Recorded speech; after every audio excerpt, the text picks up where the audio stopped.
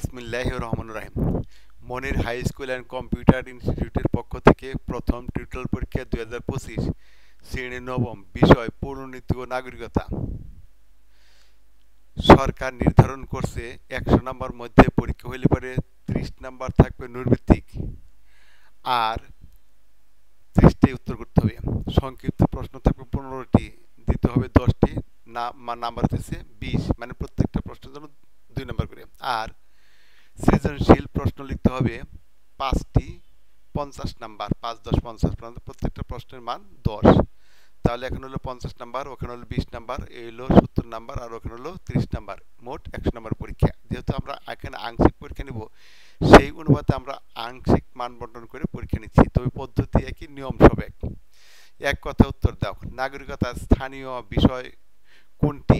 খ, রাষ্ট্র পরিচালনার জন্য অপরিহার্য উপাদান কোনটি?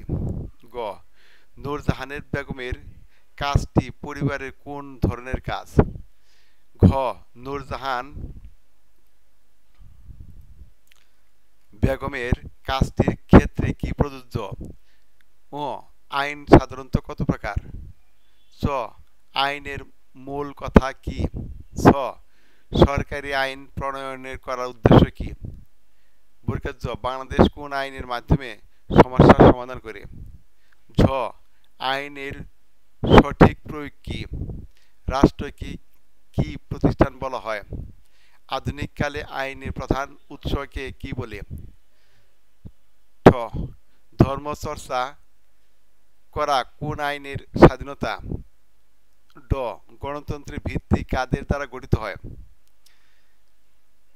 2 নম্বর সংক্ষিপ্ত প্রশ্ন, যে কোনো 5টি প্রশ্ন উত্তর দাও, 10 নম্বর। জৈবিক কাজ কাকে বলে? রাষ্ট্র ও সরকারের মধ্যে দুটি পার্থক্য রেখো। ঐতিহাসিক ও বিতর্কমূলক মতবাদের গুরুত্বপূর্ণ পক্ষে 2টি যুক্তি দাও। সামাজিক ও রাজনৈতিক অধিকারের 2টি পার্থক্য লিখো। অধিকারের একটি বৈশিষ্ট্য লিখো। আইনগত ও নৈতিক অধিকারের মধ্যে 2টি পার্থক্য লিখো। সৃজনশীল যে কোনো 3টি প্রশ্ন উত্তর দাও। ক, সৃজনশীল প্রশ্ন 16 নাম্বার। ক ও খ রাষ্ট্রের অবস্থান পাশাপাশি। ক রাষ্ট্র তার পার্শ্ববর্তী দুর্বল গ কে যুদ্ধের পরাজিত করে দখল করে দেয়।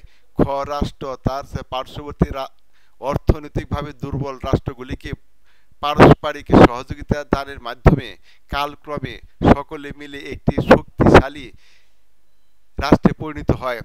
ক, দার্শনিক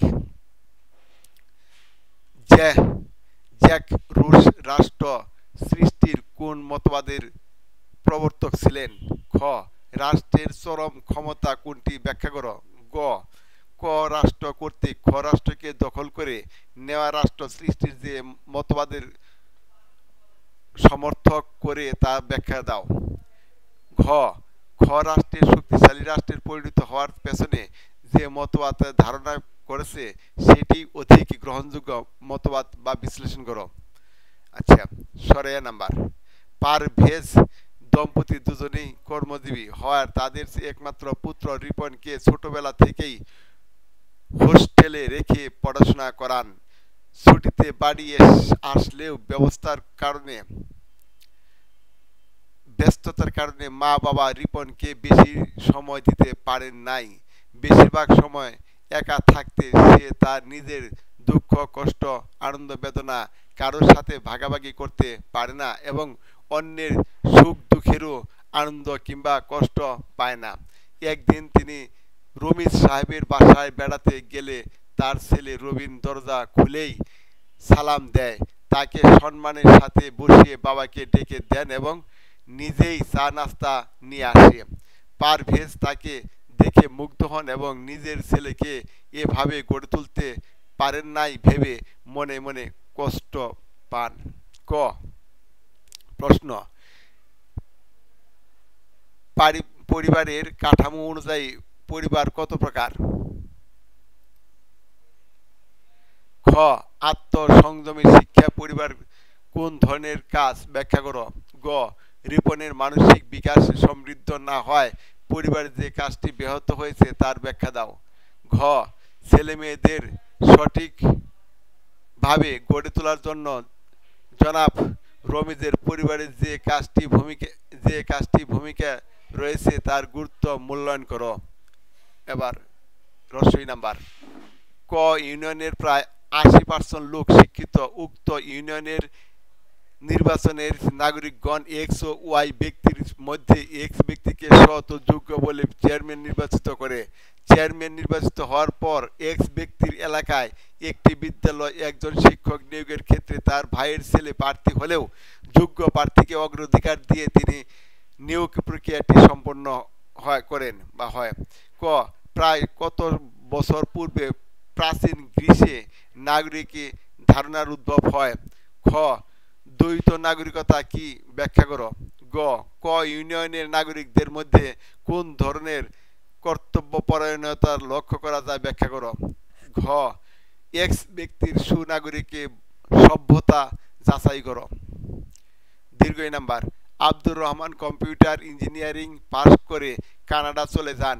তিনি কানাডার ভাষা লিখে সরকারি চাকরিতে যোগাযোগ করে সততার পরিচয় দেন। তার আবেদনের পরিপ্রেক্ষিতে কানাডার সরকার তাকে নাগরিকত্ব প্রদান করে।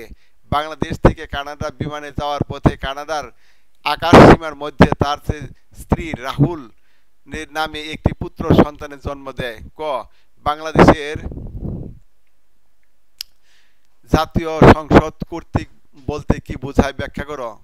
খ নাগরিকের অধিকার বলতে কি বোঝায় ব্যাখ্যা করো। গ রাহুল কোন দেশের নাগরিক হবে ব্যাখ্যা করো।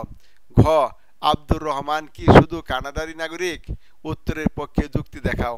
আজকের মতো ভিডিওটি এখানে শেষ। পরবর্তী সময়ে আর একটা নতুন ভিডিও নিয়ে উপস্থিত হব। আসসালামু আলাইকুম।